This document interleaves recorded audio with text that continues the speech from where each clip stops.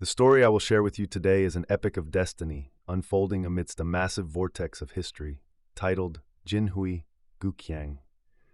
Princess Guk-Hyang of the Jin Dynasty, a kingdom on the verge of ruin, embarks on a treacherous journey of exile, keeping a letter containing her father's dying wish held deeply against her chest. After walking thousands of miles in search of a place to rely on, she finally arrives at the great eastern nation of Goguryeo, falling into the embrace of its great Prime Minister, Eulji Mundeok. However, their intertwined fates begin to cross with the appearance of Jang-ryang, a peculiar man who blindly chased her across thousands of miles to a foreign land out of sheer adoration. The magnificent spirit of the Great Goguryeo that commands the world, and the story of Guk-Hyang carving out a new destiny within it, raises its curtain right now. Well then, let us dive into the story together. Early on, Pade, who had gone to Mount Hyangsan to dig up wild ginseng to offer to Minister Eulji, met the minister there. Following the Prime Minister back from that encounter, Pade ended up staying in a guest room at the Prime Minister's residence. Because the state of affairs in the world was becoming somewhat strange, after returning to Seoul, the Prime Minister would go to the royal palace early in the morning and return home late at night. A few days later, the king's health deteriorated, leaving the Prime Minister with almost no time to stay at home, so Padai had absolutely no opportunity to see him. He passed the time reading the books kept in the Prime Minister's residence. Most of those books were rare Chinese texts. They were books written and published by Chinese scholars in China, but due to the endless succession of wars and revolutions there, they were hard to find in their homeland. Instead, they were beautifully preserved in the eastern paradise of Goguryeo, filling Minister Eulji's library with rare books whose titles were even forgotten in their native land. Since he started reading them out of boredom, he unknowingly became completely immersed in them. As he read deeply, he found that the books offered immense knowledge in return. Pade was at the height of his youthful intelligence, not yet 20 years old. Once he read something, he rarely forgot it. Marveling at his rapidly expanding knowledge, Pade read greedily, over and over again. Aside from going back and forth between the library and his room, he completely stopped going outside and became absorbed in his reading. He even forgot about the Prime Minister's existence. The Prime Minister, perhaps having forgotten about Pade's existence as well, simply let him stay at the house without any interference.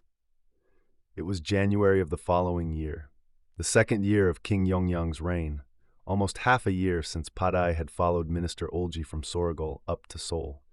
To stretch his back, which was tired from reading, Padai stepped out into the courtyard. Looking up at the sky, the clear, cloudless sky typical of the northern country seemed devoid of even a single breeze, and the still, cold air surprisingly gave him a sense of pleasure. Padai tilted his head back, facing the sky, and stood in that position for a long while, enjoying the refreshing chill. Suddenly hearing the sound of murmuring, he lifted his head and saw that Minister Eulji's carriage, just returning from the royal palace, seemed to be entering through the main gate. Although he was living at the Prime Minister's residence, it had been truly a long time since he had seen him. Seeing the Prime Minister, whom he admired and respected so much, after such a long time made him genuinely glad. He stepped aside a bit and waited for the carriage to come closer and for the Prime Minister to dismount. When the carriage passed in front of Pade and reached the courtyard of the main hall, and the Prime Minister was about to step down, Pade quickly went before him and bowed deeply. "Prime Minister, it has been a long time since I last saw you." Minister Eulji turned his head and looked at Pade.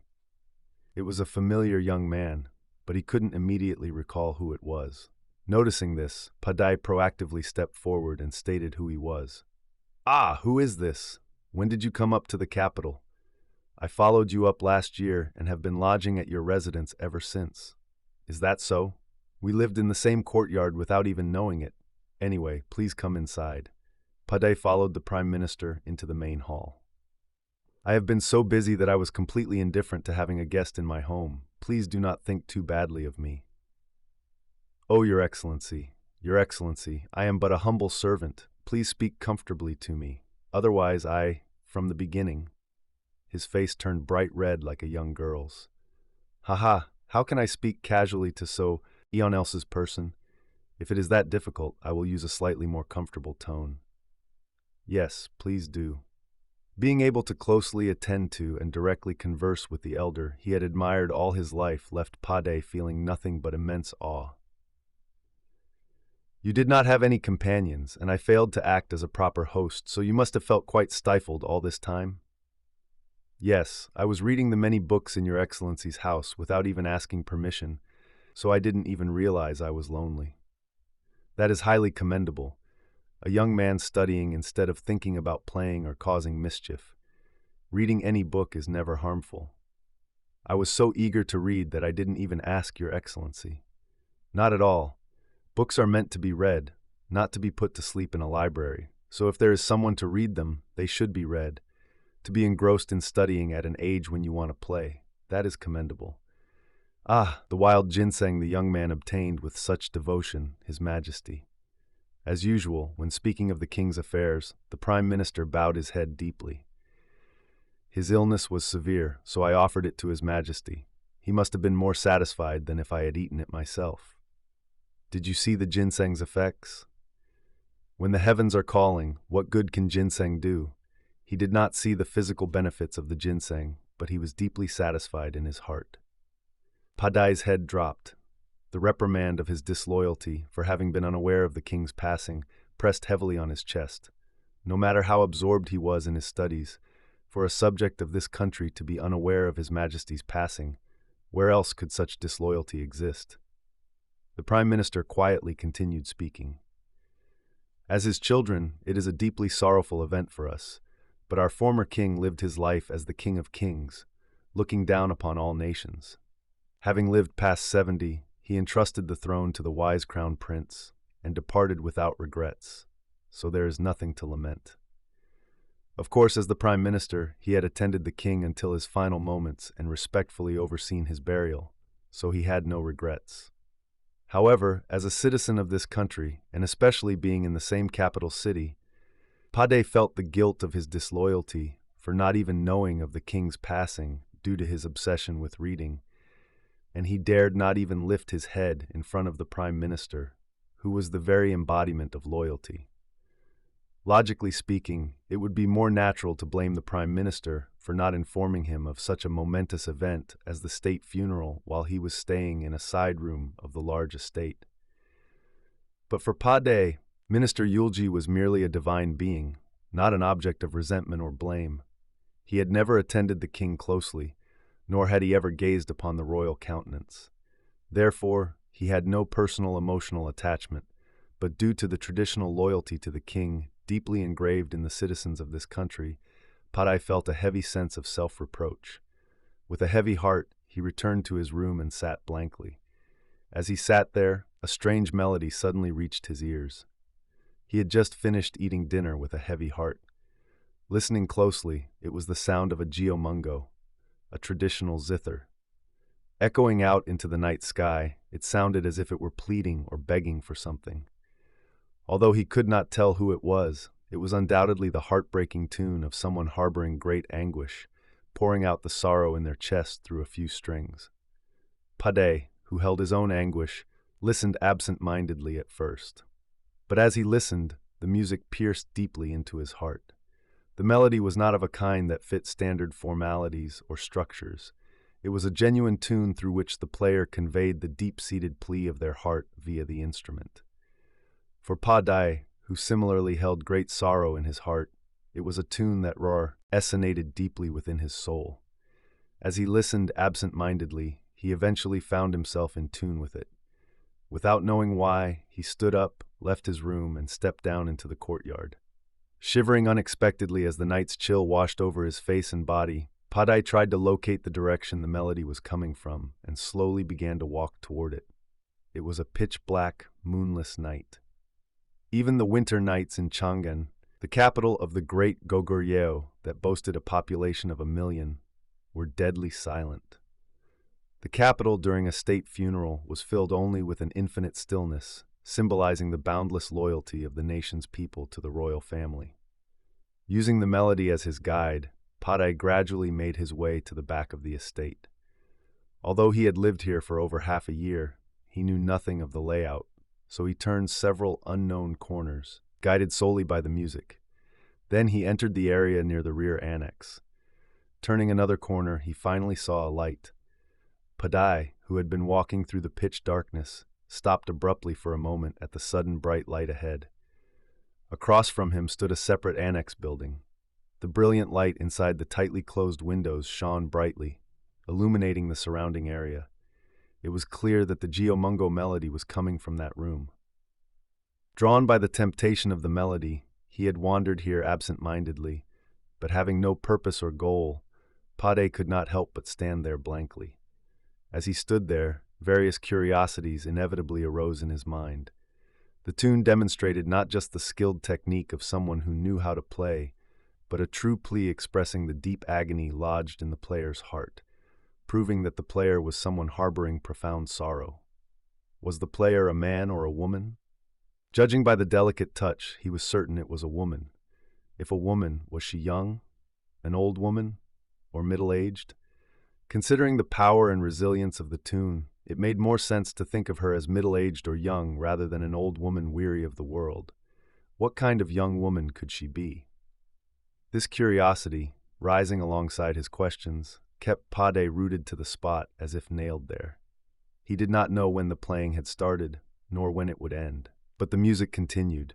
There seemed to be several other annex buildings standing tall nearby, but there were no lights or signs of people in any of the other rooms. The music echoed solely from that single room. Padai did not know what song was being played. However, it was a tune that flowed from the player's very soul.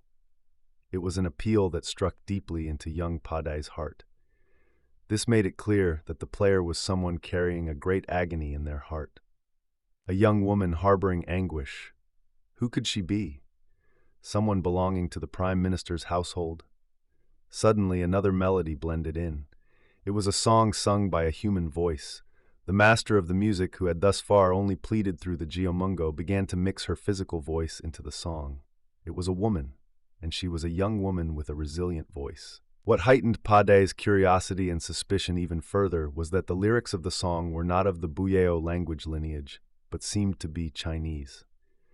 Since Padai did not know Chinese, it was difficult to definitively conclude that it was Chinese, but the accent, pronunciation, and tone of the song clearly belonged to a Chinese lineage. A Chinese language? A Chinese woman? Since it was an unknown dialect, he could not understand the meaning of the lyrics. But the voice blending with the Geomungo was clearly a heart-wrenching plea that seemed to tear at his insides. Could she be a tribute woman? Or Minister Eulji's beloved concubine? Padai tilted his head. He knew there were precedents where various emperors of the Chinese lands would send valuable treasures along with high titles to the king of Goguryeo to win the country's favor. Then, could that singing Chinese woman be a beauty sent by an emperor over there to win the favor of the Goguryeo minister, Lord Eulji? Was she a beloved concubine of Minister Eulji? Padai forcefully suppressed a feeling of resentment trying to rise within him at the thought of the minister keeping a foreign woman as a concubine. To Padai, Eulji Mundeok was simply a divine figure. When faced with an unholy reality concerning that sacred figure, Padai could not help but feel an involuntary sense of displeasure. Seeing a foreign young woman right before his eyes, he realized that if such a thing existed, the minister's divinity might be somewhat diminished. Still, wanting to view only the Prime Minister as absolutely sacred, Padai faced this unpleasant reality and regretted having come out this far. He tried to turn his feet back toward his room. Just then, the music from the rear annex suddenly stopped. A sound like the instrument being pushed slightly away could be heard. Ah, it was a sigh from the voice that had been singing. "Are you finished playing now?" It seemed there were 2 or more women in the annex, as the voice speaking was different from the one that had been singing. "Oh, I'm exhausted. I think I'll sleep now."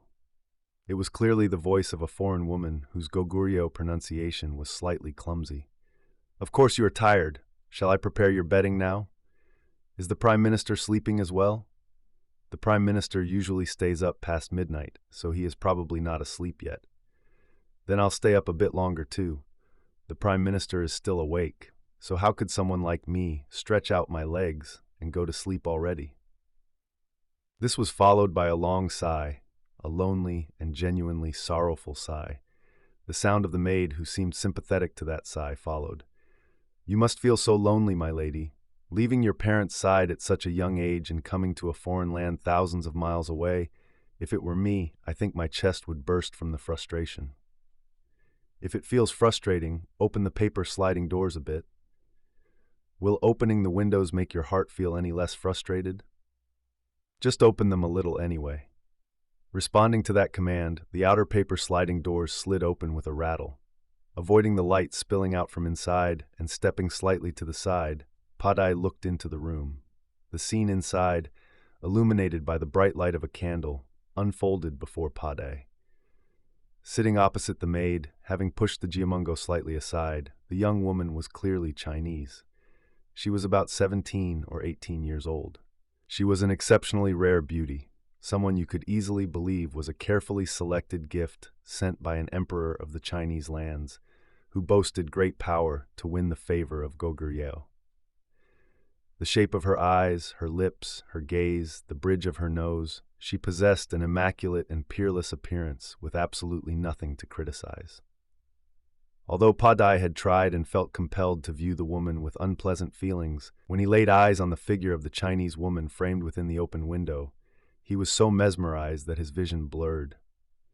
Because the window was open, Padai dazedly stepped back into the shadows, but the conversation inside continued. A homeland thousands of miles away. You must want to go back. No, I don't want to go back in the slightest. As long as the Prime Minister allows me to stay, I want to live in this country for 100 years. My lady, it is still very chilly if we leave the window open. Let's close it again. Do as you see fit. The window rattled shut once more. The time the window was open was truly short, and then it was closed again. Because it was such a brief moment, the time Padai spent looking at the Chinese woman was also fleeting. But after the window closed, Padai could not gather his senses, acting like a man whose soul all had been stolen by that window. Padai was certain that the woman was a tribute woman and a concubine of the Prime Minister. Emotions akin to jealousy and envy arose, wondering what kind of man could claim such a beautiful woman, along with a steadily growing sense of greed. In his mind, the Prime Minister Eulji Mundeok, whom he endlessly worshipped, became separated from Minister Eulji, the owner of the beautiful Chinese woman, and a faint jealousy toward the minister took root. In the past, Padai would have considered any unpleasant feelings toward Minister Eulji a sin and fiercely scolded himself. But he could not stop these dirty and unseemly emotions from continuously rising within his normally pious heart. Only after hearing the sound of the lights being blown out and them going to bed inside the room did Padai return to his own room, his chest heavy with a regretful feeling, as if he had dropped a great treasure.